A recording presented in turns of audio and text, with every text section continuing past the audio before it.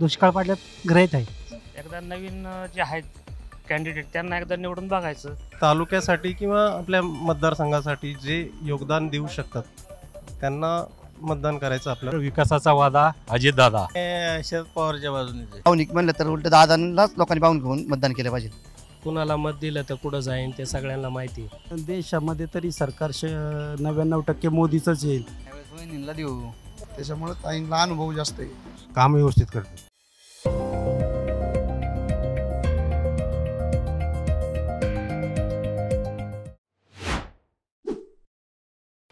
नमस्कार महाराष्ट्र. आज मी आलेली आहे सासवड या गावामध्ये आणि आपण बघू शकता की इथे बाजार सोमवारचा भरलेला आहे.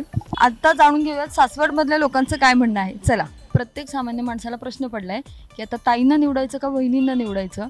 एक सामान्य माणूस म्हणून काय वाटतं? नाही, आता ताईंना निवडून दिलेलं आहे. एकदा नवीन जे आहेत कॅन्डिडेट त्यांना एकदा निवडून बघायचं. दोघांमध्ये काय फरक आहे तो कळेल. आता तुमच्या भागातल्या समस्या काय काय आहेत? समस्या म्हणजे पहिलं एकतर दुष्काळ पडल्यात ग्रहित आहे, पाऊस नसल्यामुळे. आणि मंत्र्यांचं काय होतंय, गडी तिकडून गडी तिकडं, सर्वसामान्य माणूस मरतोय. शेतकरी असो काय असो, त्याच्यावर सगळं जीवन ना.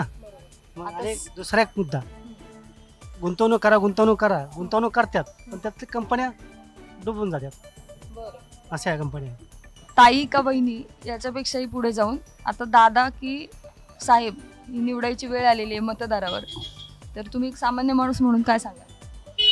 आता दादा की साहेब यापेक्षा तालुक्यासाठी किंवा आपल्या मतदारसंघासाठी जे योगदान देऊ शकतात त्यांना मतदान करायचं आपलं मानस. आतापर्यंतचा अनुभव काय सांगतो की या भागामध्ये जी जी कामं झाली ती कामं कुणामार्फत झाली असं? आता साहेबांनी बरेच कामं केलेली आहेत. सासवडला पाणीसुद्धा साहेबांनीच दिले, पण जेवढं पुरंदरला यायला पाहिजे होतं तेवढं पाणी काय आलेलं नाही. फक्त पिण्याचं पाणी आलेलं आहे, पण बाकी अख्ख्या पुरंदर तालुक्यात पिण्याच्या पाण्याचा प्रचंड दुष्काळ आहे.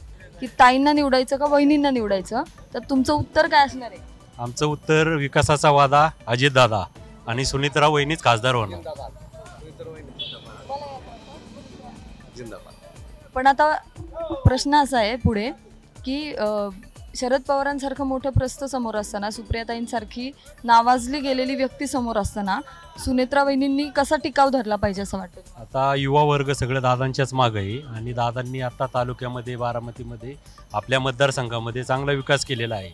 आणि आता दादांनी शब्द दिलेला आहे की पाणी जे आहे आत्ता पुरंदरला पाणी गुंजवणीचं आणणार.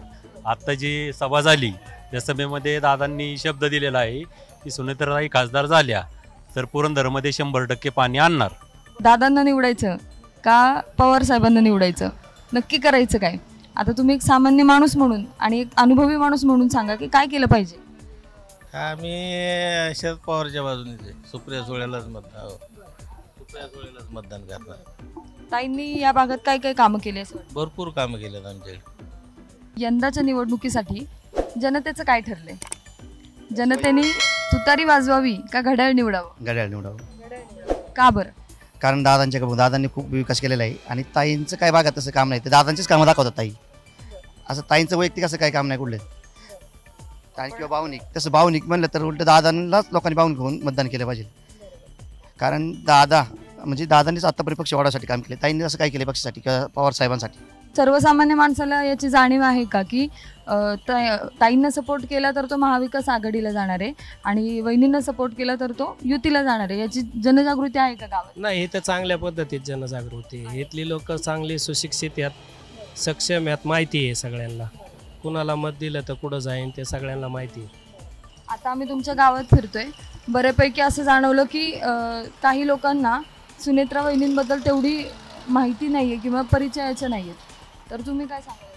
हा, त्या थोड्या नवीनच आहेत, पण त्यांच्या जे मिस्टर आहेत अजितदादा पवार त्यांच्या माध्यमातून तर विकास होण्याची शक्यता जास्त वाटते लोकांना.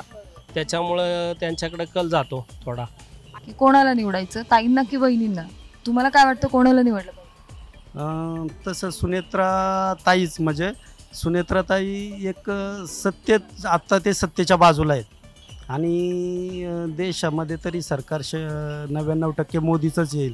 त्यामुळे जे कामं सुनेत्राताईंकडून होतील ती ताईंकडून होईल म्हणून असं वाटत नाही, म्हणजे आपल्यासारख्याला.